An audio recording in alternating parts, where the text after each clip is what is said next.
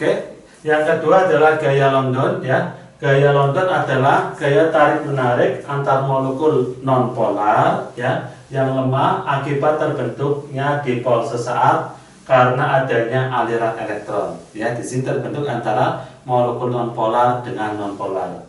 Suatu getaran dalam sebuah molekul akan mengimbas ya, menginduksi suatu geseran elektron-elektron suatu molekul di sebelahnya. Jadi urutannya nanti molekul mengalami polarisasi ya akan terbentuk gaya London. Contoh pada PR2, I2 dan H2. Nah, jadi misalkan gini, di sini ada molekul H2 ya, ada molekul H2, kemudian sini juga ada molekul H2 ya. Molekul H2 ya termasuk senyawa nonpolar, jadi tidak mempunyai kutub ya. Nah, di sini misalkan yang sebelah sini ya, elektron itu selalu bergerak terus ya, bergerak terus. Akhirnya apa? Pada suatu saat akan mengkutub ke salah satu ya, misalkan mengkutub sini. Akhirnya apa? Molekul yang awalnya netral akan jadi ada semacam muatannya negatif dan positif.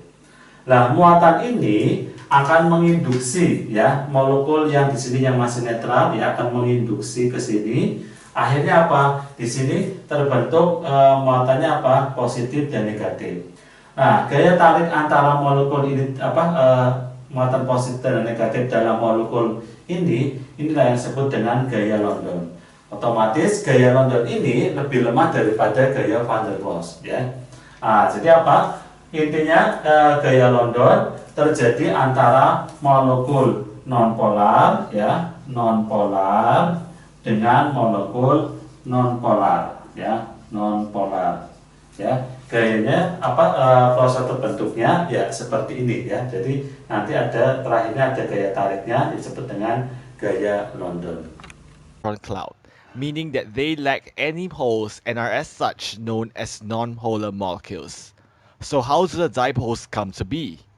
As mentioned previously, electrons do not have fixed trajectories, which means that while the electron cloud is evenly distributed at a glance, what with the high speeds of electrons, for a split second, one region is more concentrated than the other, creating a dipole. The dipole influences the electron cloud of nearby molecules and induces dipoles in them, which polarize them, and the polarization cascades across matter. All this in an instance, as in the next instance, the electron cloud is once again evenly distributed and a dipole-dipole interaction cease, before returning and ceasing in a continuous cycle. Such van der Waals forces are known as London dispersion force.